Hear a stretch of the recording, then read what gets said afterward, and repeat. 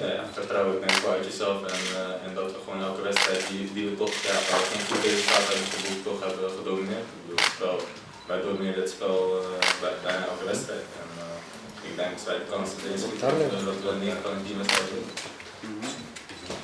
Какво смяташ за резултатите? Имате ли очаквания и вярвате ли в това, че ще победите? Ние все пак имаме добри резултати. Вярвам, че ще се справим. Всичко зависи от предстоящия матч. Ja, tuurlijk. En, vaak van buitenaf denken ze dan dat de sfeer heel ingeslagen is in een negatieve sfeer. Maar ik denk niet dat dat zo is bij de spelers. Dat iedereen kijkt zeg maar, positief naartoe. Dat elke wedstrijd kan je weer winnen. En dat kan zomaar omslaan dat de sfeer bij ons wordt. Maar het wordt wel gelachen, dus dat we wel.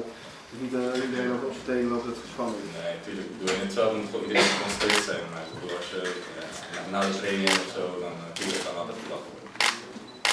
Какво мислиш, Керим, за сферата в клуба? Понякога усмихвате ли се там и смятате ли, че винаги трябва да сте сериозни? Разбира се, че всички играчи не трябва да сме сериозни.